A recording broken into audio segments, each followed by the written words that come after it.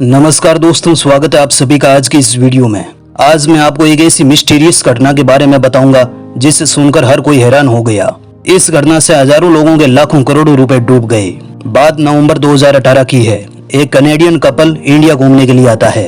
वो कपल दिल्ली, कश्मीर, ताजमहल घूमने के बाद राजस्थान आता है। यह राजस्थान में काफी दिन घूमने के बाद अचानक उस व्यक्ति की तबीयत खराब हो जाती है, जिससे उसकी पत्नी जयपुर में स्थित Fortis court hospital Malviya Nagar में भर्ती करवाती है। लेकिन उस व्यक्ति की तबीयत में कोई सुधार नहीं आता।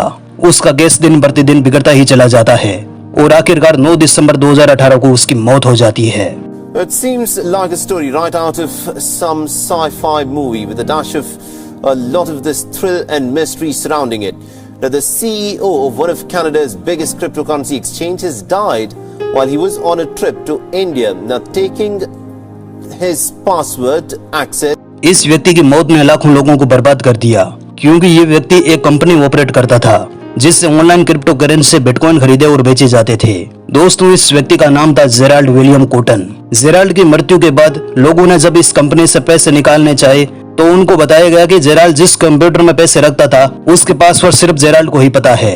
दरअसल जेराल्ड ने अपने कंपनी के $200 मिलियन की क्रिप्टो करेंसी एक कोल्ड वॉलेट में रखता था और उसके पासवर्ड को न तो तोड़ा जा सकता था और न ही हैक किया जा सकता था। और जो लैपटॉप का कोल्ड वॉलेट था वो जेराल्ड ने ही बनाया था, वो इंटरनेट से जुड़ा हुआ नहीं था। दरअसल जेराल्ड ने ऐसा इसलिए किया ताकि कोल्ड वॉलेट को कोई हैक ना कर सके और लोगों के पैसे सुरक्षित रहे। लेकिन जेराल्ड की ये अच्छाई लोगों के लिए बुराई बन गई। आप यकीन नहीं करोगे, क्योंकि जेराल्ड की इस कंपनी में 1,15,000 लोगों के 3,000 करोड़ रुपए थे, जिन्हें अब लोगों को पैसे वापस करने थे। दोस्तों, इतना सब कैसे हुआ? जेराल्ड कौन था और जेराल्ड की कंपनी में इतने लोग कैसे जुड़े और कैसे लोगों ने जेराल्ड पर भरोसा किया और जेराल्ड की मौत कैसे हुई और जेराल्ड की मौत के बाद क्या क्या हुआ? पुलिस के हाथ क्या लगा? लोगों को वापस अपने पैसे मिले या नहीं? इन सब के बारे में आपको धीरे धीरे आगे सब पता चलेगा, इसलिए वीडियो को पूरा जरूर देखिएगा। पहले जेराल्ड के बारे में जानते हैं। जेराल्ड विलियम कोटन कनाडा का रहने वाला था। जेराल्ड जब 24 साल का था तो उसने ये कंपनी खोली जिसका नाम रखा क्वाड्रिगा CX कंपनी। इस कंपनी के माध्यम से लोग घर बैठे ऑनलाइन बिटकॉइन खरीद सकते थे और विड्रॉल भी कर सकते थे। इतनी सुविधा एक ही कंपनी में होने के कारण धीरे धीरे लोग इससे जुड़ने लगे और ये संख्या 1 लाख से ज्यादा हो चुकी थी। 2018 तक इस कंपनी में सब कुछ ठीक चल रहा था और ये कंपनी उस समय की कनाडा की नंबर 1 क्रिप्टो एक्सचेंज कंपनी बन गई। मई 2018 तक जेराल्ड की इस कंपनी में लोगों की इन्वेस्टेड रकम $200 मिलियन तक पहुंच गई थी। इतना सब होने के बाद भी लोगों ने इस कंपनी के कभी भी ऑफिस को नहीं देखा था और न ही कंपनी के बारे में जानने की कोई इच्छा रखी कि कंपनी को कहां से ऑपरेट किया जा रहा है। लोगों को शायद यकीन हो चुका था कि ये कंपनी किसी बड़ी बिल्डिंग से ऑपरेट की जा रही होगी और लोगों को ये सब जानने में इंटरेस्ट भी नहीं था, क्योंकि क्रिप्टो करेंसी खरीदना, बेचना और अपने देश की करेंसी में विड्रॉल करना ये सब लोग घर बैठे ही अपने लैपटॉप में कर पा रहे थे। दोस्तों, कुछ इन्वेस्टर ऐसे भी थे जिन्होंने अपने जीवन की सारी पूंजी इस कंपनी में लगा रखी थी। सितंबर 2018 में जेराल्ड की जेनिफर रॉबर्टसन नाम की एक लड़की से शादी हो जाती है। शादी के 2 महीने बाद जेराल्ड हनीमून मनाने के लिए इंडिया जाने का प्लान करता है। इंडिया में दिल्ली, आगरा घूमने के बाद जेराल्ड राजस्थान की तरफ रुख करते हैं। राजस्थान में वो काफी टाइम स्पेंड करते हैं और हर जगह घूमते हैं और अपनी जर्नी को बहुत एंजॉय करते हैं। लेकिन जेराल्ड को पता नहीं था ये खुशियां अब ज्यादा दिन नहीं रहने वाली थी। 7 दिसंबर को जेराल्ड की तबीयत अचानक खराब होने लगती है तो जेराल्ड को फोर्टिस हॉस्पिटल जयपुर में भर्ती कराया जाता है। तमाम कोशिशों के बाद भी जेराल्ड की तबीयत में कोई सुधार नहीं आता। उसका केस दिन प्रतिदिन बिगड़ता ही चला जाता है और आखिर 9 दिसंबर 2018 को उसी हॉस्पिटल में जेराल्ड की मौत हो जाती है। जेराल्ड की मौत के वक्त उसकी उम्र महज 30 साल थी। जेराल्ड की मौत के बाद लोगों को एक ऐसी बात पता चलती है जिससे सभी के होश उड़ जाते हैं। दरअसल जेराल्ड कोटन की जिस कंपनी में लाखों लोगों ने पैसे इन्वेस्ट कर रखे थे उसका ऑफिस कनाडा में कहीं था ही नहीं। लोग ये समझ नहीं पा रहे थे कि आखिर जेराल्ड इस कंपनी को चलाता कैसे था। बाद में काफी छानबीन के बाद पता चलता है कि जेराल्ड इस कंपनी को लैपटॉप से चलाता था और वो भी अपने घर में बैठकर। सोचिए, जेराल्ड की वो कंपनी उस समय की कनाडा की सबसे बड़ी क्रिप्टो एक्सचेंज कंपनी थी। उससे जेराल्ड घर बैठे ही ऑपरेट कर रहा था और वो भी लैपटॉप से। और उसके बाद ये सारी चीजें सामने आने लगती है। ये कोल्ड वॉलेट, पासवर्ड, ये तो हमने पहले ही बताया था कि लैपटॉप के पासवर्ड जो सिर्फ जेराल्ड को ही पता थे, जिसे तोड़ा नहीं जा सकता था क्योंकि ये इंटरनेट से कनेक्ट था ही नहीं। एक तरफ लोगों को अपने पैसे वापस चाहिए थे क्योंकि कंपनी के ओनर की मौत हो चुकी थी, जो रकम करीब 3,000 करोड़ रुपए के आसपास थी, तो दूसरी तरफ पुलिस पासवर्ड को तोड़ने का पूरा प्रयास कर रही थी।